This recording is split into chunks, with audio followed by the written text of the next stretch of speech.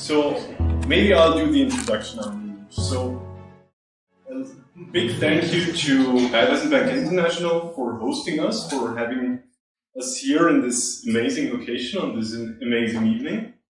I'm extremely happy to have Achim Zeiles here, who thankfully could come from Innsbruck, right? To have a talk about random forests, and Joel, of course, about FX margin optimization. So thanks a lot for having the talks. And just for all of you, we are always searching for speakers. So for any one of you who wants to do a talk next year, please come to us and we can organize something. Yeah, I cannot say much more, just have a good time here. After the talks, we also have, I guess, a buffet and Würstel, so sausages. So yeah, so please stay here and we can have a nice conversation afterwards. We also have a few stickers there for H2O. I grabbed them at some conference and you can have them here. And yes, so please, I would like to welcome Joel as a first speaker, and please give him a warm applause.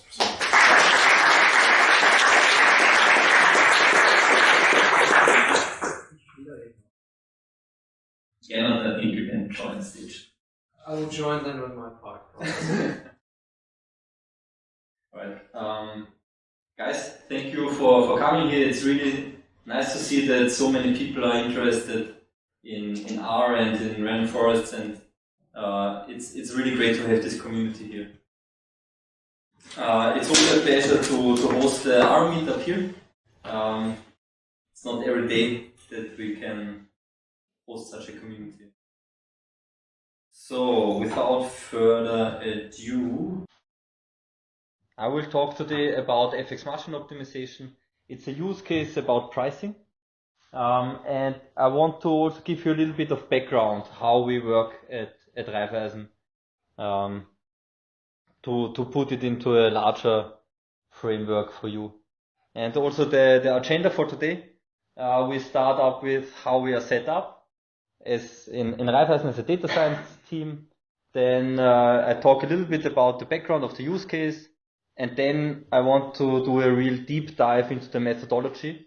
So this will be the biggest chunk, and afterwards we have some time for discussion. Alright, so how we work. We are set up in an agile fashion with some streams which work together, and we all sit in one room actually to be able to harness all the synergies from all the different streams. And so we have them here, but I just want to go over them briefly. What you can see is the top one. These are the data scientists. This is actually the biggest group. Then we have guys from the AA workspace, that's the advanced analytics workspace, which is kind of the computation environment where we can work. And it's all in the cloud, so we have cloud engineers there. Then we have the data lake, which hosts all the data. Data scientists need data. It's also in the cloud.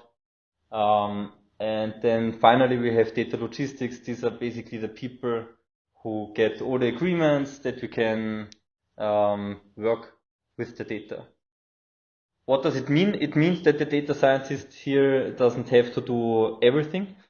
We have people who are responsible for getting the data. We have people responsible for the environment around, and we can focus more on the actual content. This is the idea of the setup. Now, how we then actually work on a use case is we have 4 cross-functional teams, where we have in there data scientists, obviously, then also business team members. It's for us one of the biggest success criteria that we are very close to business. Also in this use case, it proved to be really important to have a lot of back and forth discussions with them. We have a Scrum Master who organizes the team. We have also from the network banks the team members, so also sometimes we have data scientists from their side, and then also data logistics and data engineers.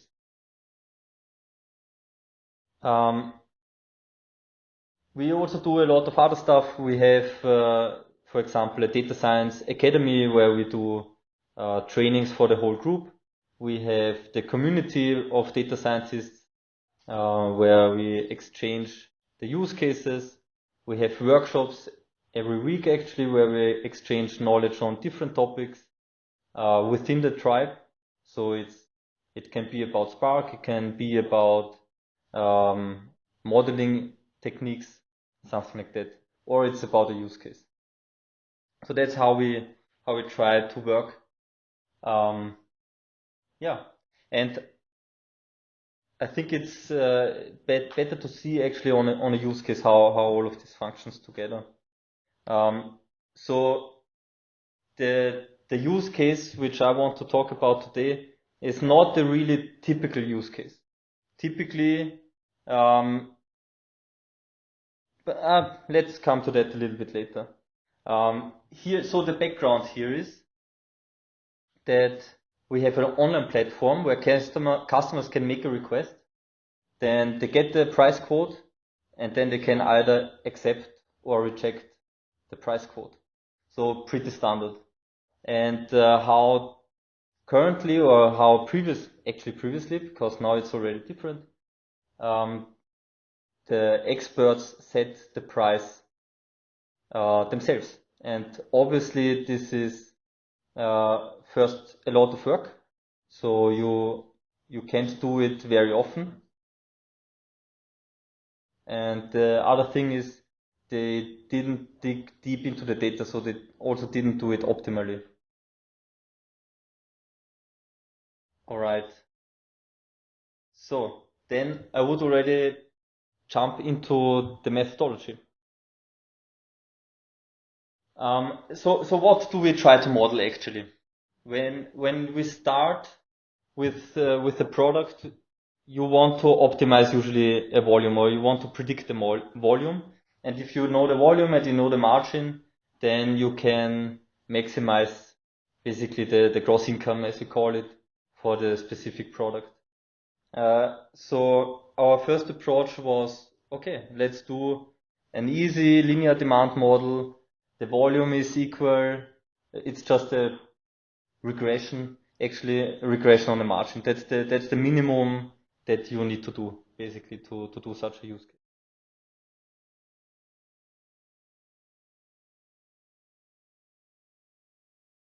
The product is FX, so currency exchange. So you change one currency versus another on the platform. Answers your questions?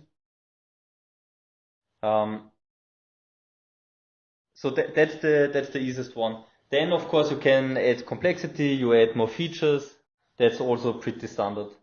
And then it gets a little bit more interesting. You can do it time dependent, meaning that you have a volume which is dependent on the time, and all the parameters get dependent on the time.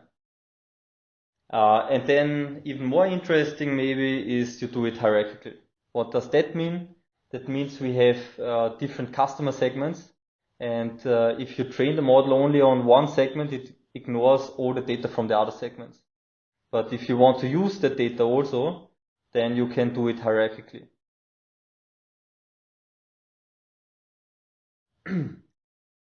And as I talked already about segmentation, this is one of the major parts, because when you do such a model, you always assume homogeneity within such a segment. So you need to split the models in different segments which are homogeneous in terms of price sensitivity, in terms of what the model models.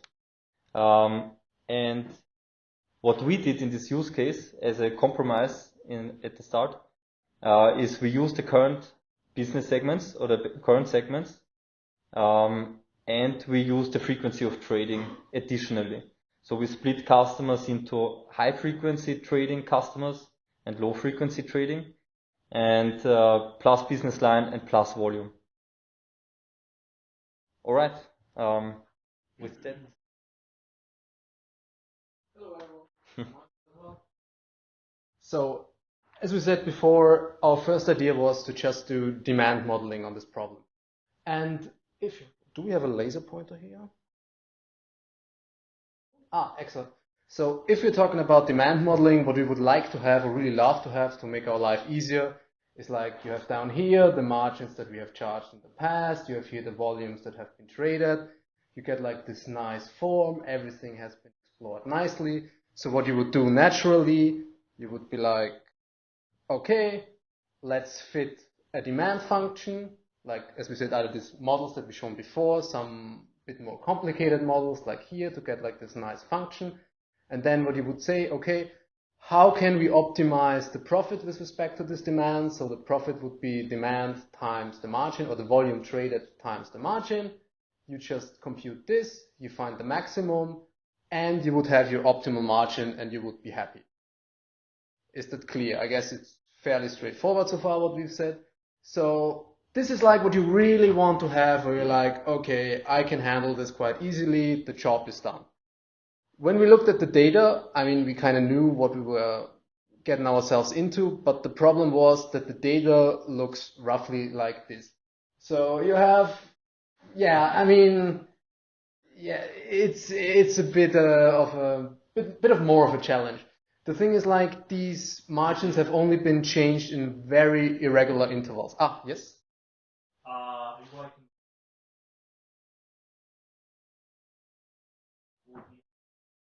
This is just the request, but the thing is that the margins in the past have been set permanently for like a year, for very long intervals. I mean, like the data. Yeah, just read it for. I mean, in that case,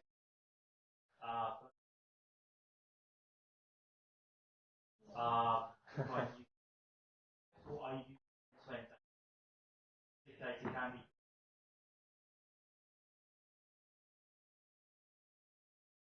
And you enter. I'm not sure I can 100%. I'm just trying to get a hack on what. So it's quite. This is on the one hand made up simulated data that resembles the data that we've seen. What we've seen, it looks roughly like this. So you see, okay, we have prompted a request, like a quote to our customers who asked for a quote for it. So I can explain the thing. So they type in, okay, I would like to exchange this amount of currency into another currency, and then we quote them a price. And if they accept the price, this would be like one data point. So they have requested a volume of 100, and we set the margin of 1.25. If the trade was executed or they accepted it, this would be a data point here. So this is the margin, right? Or it's important to distinguish the price and the margin. It really doesn't matter, I think, what the price is, because the margin which you want to charge is basically. So these two lines you see, they are from different times also, right? So you meant the market price, if I got that right. No, I think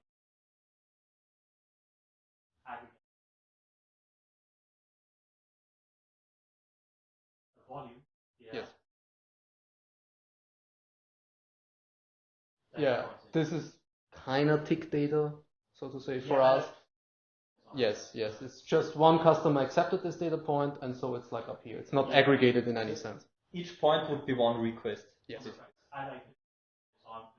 Exactly. No, this is over, let's say, 1 year. So, yes. Any other questions? So, yeah. So clearly, what's the question? Sorry, I missed it.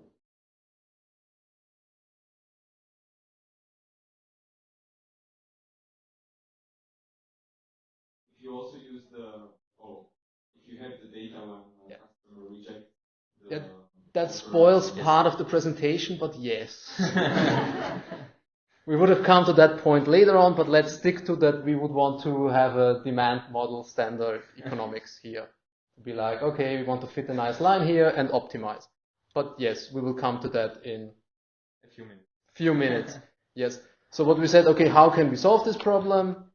Also, I should first say, sorry, I got a bit distracted. So all these approaches, due to the fact that this is the data that we have to deal with, doesn't really work actually. So it's all that. So what can we do actually? We decided to say like, okay, let's do an experiment.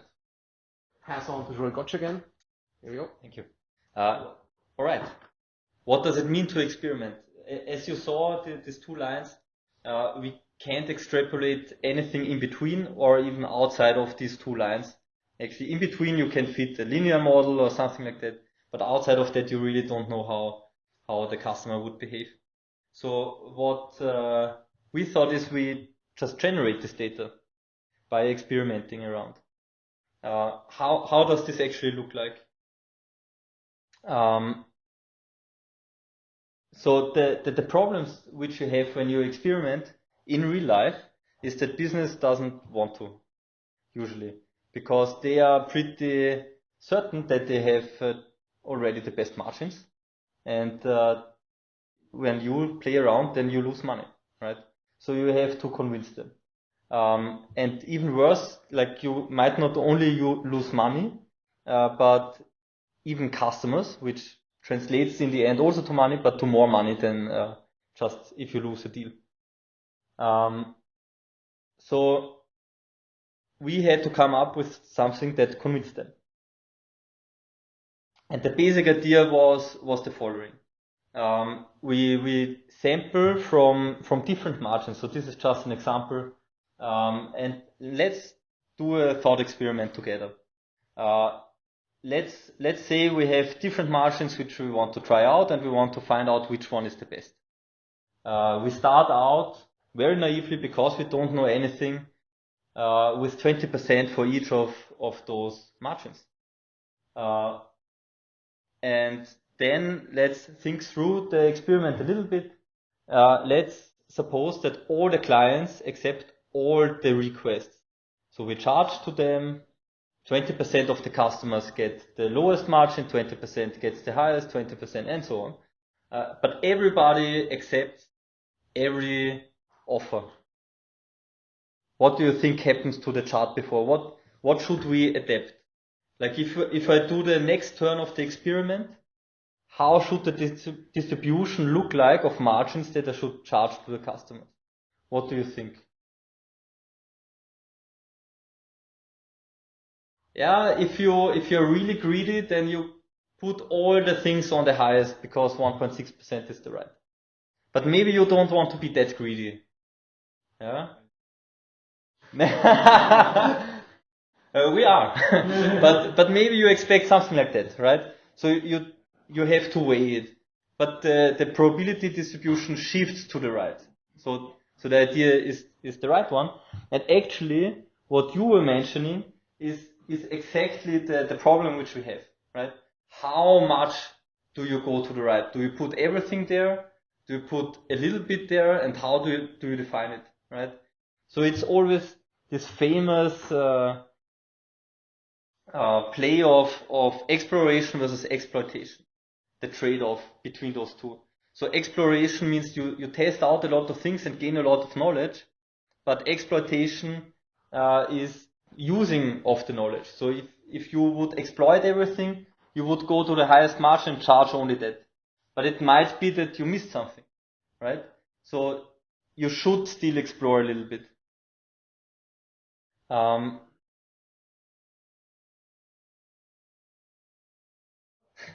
So back to you. Yes. Gernot, thank you. So one approach, what you can do to realize this, to solve this, not necessarily solve it completely, but at least get some solution for the problem of exploration, is Thompson sampling. So we have here the Wikipedia definition of it. So how it usually works is, I don't really want to read it out, to be honest. But every mathematician already understands that that's the solution, basically. Yes. So it is a Bayesian approach. You sample from your model, or you believe about the model parameters that you have, and then you optimize with respect to these parameters that you have. So the thing is like, okay, you have a context X here and a set of actions A. So the context would be something like the information that we have so far, and the actions is like, okay, I want to charge them 0.2%, 0.3%, or 0.4%. Then, based on what I know so far, I charge them this amount, and then I get the feedback. If they're fine with it, I'm like, okay, maybe I can increase it a bit or maybe not. So yeah, as we said here, information about the request and the possible margins that we have, and our reward is the gross income. And we have it like then here even more focused on what we are going to, on our problems. So in our case, data implied volatility, different margins, date implied. Yeah. I think it's rather straightforward. So I would now go on directly into how it actually works. So how does it work? So we start off with a prior belief about our model parameters. So let's say you want to use a linear model. A linear model has its coefficients. You put your prior belief over these model parameters. And then what you do for each client in the segment, you sample from this distribution one realization of these model parameters. So if you say like at the beginning, I don't really know much, I have like a Gaussian prior on my coefficients, like mean 0, standard deviation 1, you take one sample of it, then you take these model parameters, you plug it into your function that maximizes into your profit function, and you maximize with respect to the margin M. So that gives you the M optimum. And then for this one customer in your segment, you charge them this optimal margin. And what you then do is like you just iterate over all the clients in your segment. And then you wait for what the reactions of your customers are, and then you update your belief. So basic Bayesian inference. And if you have updated this one, you go back to number 2 and continue until you converge to something hopefully reasonable. So in a more detailed example, so let's assume we have a very simple model. It has one model parameter. We call it here theta.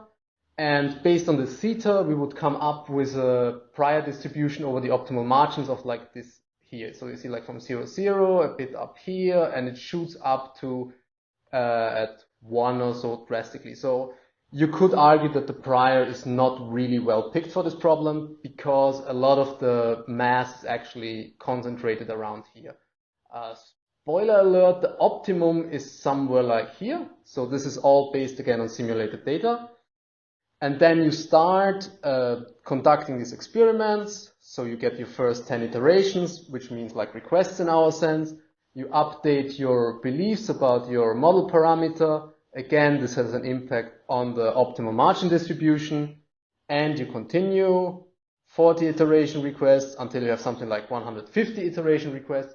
And you see the model parameter are quite nicely concentrated like here.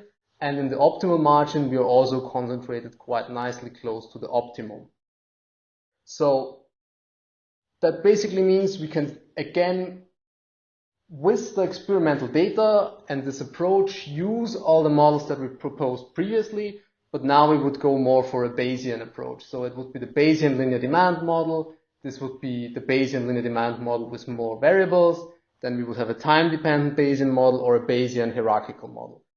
But that actually then raises the question, as has been spoiled before, whether a demand model is actually the right approach.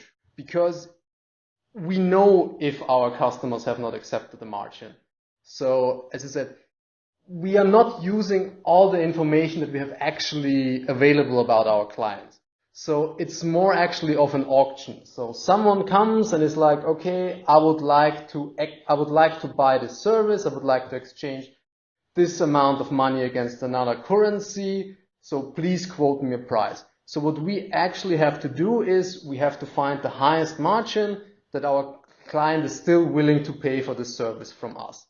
So what we are actually trying to model is the probability of accepting. And what we want to optimize is this probability times the margin times the volume.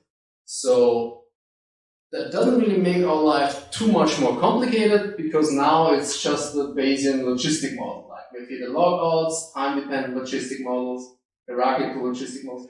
So we haven't really had that much additional complexity due to this. Just instead of the normal demand function, we have now a logistic model. Okay, well, sorry, I pressed the button. Oh, no, it's fine. So just to clarify how it now actually looks like. So you sample from the distribution over your parameters, posterior or prior, a set of model parameters. these model parameters give you like your probability that you have here, like this acceptancy, probability to accept given the margin. So as you know from the logistic regression, we get like this nice logistic function like here. So this is the current margin. We would get what is the probability that he would accept or that he would trade with us. And of course, based on this function that we have here, based on the model parameters, we can get an optimal margin. So this, the optimal margin in this case would be here. And then you can sample as many times as you want for each of your clients from the model parameters. All the time you get the probability function here, you get the distribution over this margin, where you pick the optimal margin, and this gives you then eventually the distribution of the optimal margins. This is then like what we charge to our clients in this particular segment. So far, so unclear. Okay, silence is usually everyone has understood everything, that's perfect. So, our achievements so far in this project, we got the data onto a level that we can actually utilize it for modeling and also to provide our business partners with margins. Then something that we haven't really covered in this talk, but there were a lot of legal questions, of course, on legal implications, a lot about moving the data around, are we allowed to look at it, and these kind of like things. As said, we got the methodology for now. This is still like open. We can do a lot of different things with the data that we have it now.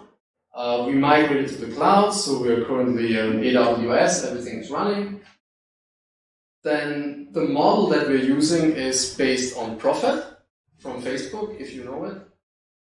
So we adapted that one because Profit is modeling real valued variables, target variables, and we adjusted it to work with classification problems because if they want 0, if they've accepted it or not accepted it. And the experimentation phase has started. And just for our package, as I said, it extends Facebook's Profit library slightly a bit, so we have the support for classification. We adjusted the interface to make it a bit more easily or to do prototyping a bit quicker. The monthly seasonality, it's not that special, but we have like a nice interface to add different regressors to the problem. The design matrix can be extracted more easily, so you can utilize the features in other models. And we have also support for variational inference in there. So the standards Profit package has maximum a posteriori estimates and then CMC. We have also variational inference there. But if you know Profit and how it roughly works, we just call the variational inference method from the package Profit is sitting on top. So it was fairly straightforward to do. Okay, then next point. Any questions? By the way, the package yes, which I forgot. we developed, we will put it on GitHub as soon as it is stable enough. As soon as someone has rewritten the documentation. Because it's still referring to the normal Profit package. Yes, please. Could you maybe go a little bit more into what you mean by you migrated it to the cloud? Sorry? Migrating Could to you- the cloud? Yeah, the point about migrating in the cloud, could you more a little bit go into what you mean by that? So when we started the use case, we worked basically on our laptops because our colleagues in the network unit didn't have access to the cloud. So we collaborated. Yeah, but it's not a long-term solution. Now we moved then everything, the code and the environment to the cloud. And now we work there. We use code commit, for example, from AWS. It's a Git versioning system. So that's how we now collaborate. We have our colleagues in the network unit. They work on the project. We work together with them. We have regular meetings with them, and it's just a better infrastructure because if you have 5 laptops and everybody has his own code, yes, you can. We use versioning control also there. Bitbucket in that case, but it's still not working as good because you have different packages installed on your laptops, all those stuff, and then you could start with Dockers, but yeah, it's easier to have one working environment where we then can, and that's actually in the beginning when I showed this organizational chart, that's why we have the workspace. So we migrated to the workspace actually. And the nice thing is it's also connected to the data lake, and so now we can get regular data pretty easily and calculate everything automatically, which is not possible if you have laptops. Then you would have somebody sitting around and pushing the buttons every time. Yeah. Almost automatic. Semi-automatic. There was another question? I was wondering, I mean, you have no competition in the sense maybe you want to use information on competitors in that market? Yes, it's a good point. I mean, the question is which data to use and what exactly to optimize. So, because I think that sometimes these are strategic questions also, where do you want to position yourself in the bank?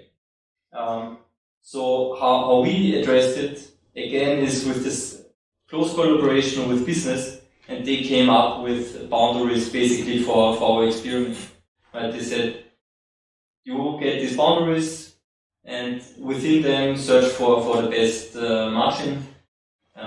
Yeah. So they look basically at the competition, they really do it, and then they say, okay, these boundaries are okay for us. You wrote a slide that you were showing this graph where Just data looks like a true line. In the very beginning. Yes. And so here your data looks like a sensor data. So your margin never been lower than or larger than a certain amount. Yes. So first you have here a sensor data, I believe. No, they just had fixed margin for the whole year. Yeah. Okay. That's the real. It's not a data issue. It's a business issue. Actually, the data is sensor. For some reason. So it is really not. Exactly, and that's basically what our experiment does, is it generates now data points here and here and here and here. Yeah. Right? So that's what our experimentation does. And then we can fit better, because in the end you still want to have something like that. Right? But you need those data points. That's why we do the experimentation. Yeah. And second part, have you ever considered kind of game theoretical? As the question over there also mentioned about the competitors. Not so far, but we can talk afterwards if you have ideas. I printed out a paper about it, but I have not utilized it so far. Is that sufficient? I guess not. No. I mean, yes, strategic behavior, these kind of like things are important, but it's at the moment not a long-term approach. You know, it's like, okay, the business side wants to learn about the price sensitivity of its customers, you know, so how can we be more efficient than a standard statistical experiment in that sense, you know, be more aggressive. It looks like take or leave it. I offer, you offer. You take it. Yes. Yeah. So, just if I missed that, but in the results you didn't talk about the comparison to actual values, if you will. So, do you have already the opportunity to confirm that this really optimizes or improves your margin or profits? And if yes, which amount more or less? I mean, we are now in the A/B testing phase. We started a month ago. The first model results when initially using the initial data where we only had these two margins, the average margin didn't really change. Like really so slightly that it basically there was no effect in the average margin change. It just distributed around. So that's also why we don't have results in the terms of gross income impact. The good thing is we didn't lose money basically for the bank, so business is still okay with us, we are on good terms. But we also didn't win money with it. But now we have at least more information, and in the next iteration we can use this for optimizing more and getting more greedy basically in the sense of using the information. Are you feeding that data back into your model? Like a Yes. posterior? Yes. So basically every trader makes a quote, will put it in there as well? Or Yeah, not live. So we have basically we use. Can I repeat the question for the video? Yeah, okay. Are you feeding the result data back into your model to adjust the posterior distribution? Yes, we do that. We do it not live, but after, so approximately once a week or every 2 weeks we do it. This time you also use the ones that didn't make contract. Yes, they are now always in our model from the beginning. So even for our initial model, we started with that now.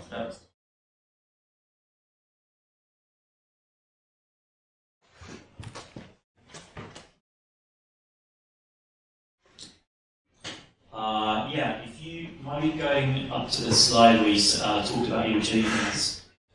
You said you got the data right, and I was particularly interested in what you made, what challenges you faced before implementing that into your data. If it's not a cumbersome question, it might be just words. Yeah. Well, the main parts of it, what challenges did you have when adjusting your data or cleaning it somehow to make it adaptable to your model? I mean, one of the most painful things which you wouldn't expect is actually the margin. The margin was not properly stored in the system, and we tried to recalculate it. But then we had problems with rounding, for example. So it was not easy to find again out in which volume group different deals fell into and so on. Then also another issue was even merging the requests with the done deals. Why? Because we have two different systems and there was a time gap in between of an unknown amount, but it was usually more than 3 seconds or around 3 seconds or more. So you don't know exactly which request was related to which deal. I'll just wait for the... Yeah. Thank you. I had one question about the psychological effect. How did you convince the business side to really take on the model into the production?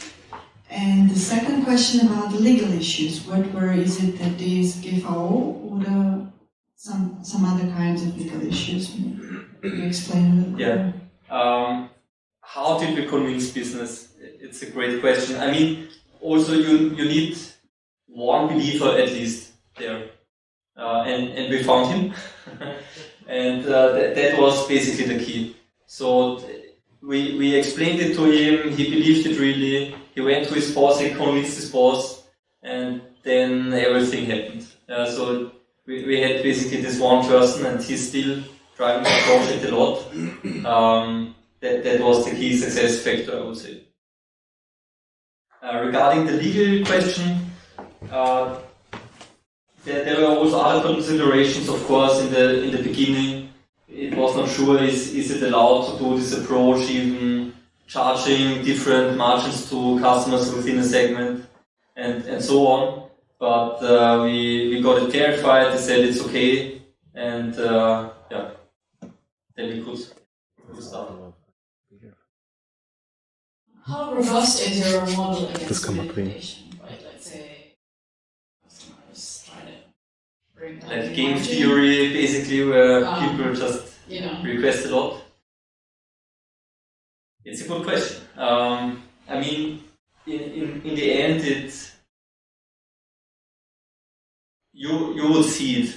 The question is what is the model robust against, and the other thing is the whole ecosystem, right? Because we don't let just our model go into the wild and then let everything happen, but we monitor the results continuously. I think the model itself, yes, it would be vulnerable to some degree if you really try, but we would catch it quite soon. I'm sorry, I think I missed the beginning, but did you mention what type of product this is? Yeah, it's FX, so currency. So what is the difference between your margin there and your bid-ask spread? Nothing, that's it. Yeah. But how come you had a fixed bid-ask spread on 2 points? It's an interesting sorry. Okay, no, the bid-ask spread, no, it's something different. So the margin is the difference to the mid price, right, which we charge to the customer. No, so you have the financial market, right, where you have the bid-ask spread, and where we can also refinance ourselves. But then this is a platform for retail customers and small corporates, so they don't get the price from the market. Like in Austria, also the same. If you use a credit card, for example, somewhere in foreign, in another country, you don't get the market price.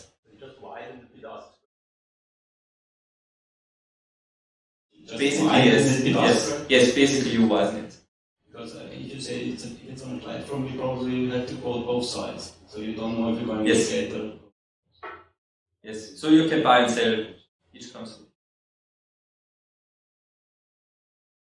So I think this was the first round of questions, so please... wait a second. We have the conclusions also. The conclusions also? Yeah. I'm very sorry, please. Our conclusions. So, maybe to make it short, and if you want to take something home with you, these are the things which we want to mention and which might be interesting to you. Because if you don't have the data, as a data scientist, you always want to have the data, but sometimes, as in this case, you don't. Right? So maybe in that case you can experiment and generate the data on your own. And if you experiment, Thompson sampling is a great tool to tackle the exploitation versus exploration trade-off. So have a look at it, maybe it fits your purpose. And then another thing which we didn't tackle right now is thinking about what you want to optimize is key. In this case, we maximize the gross income for this one deal, but actually we are now in the next stage where it's about the customer lifetime value which you want to maximize, not just the gross income from this one deal. So this is one of the questions where business always tells you, yes, we want to maximize gross income. But actually the question then back is, over which time horizon? So think about that. Thank you.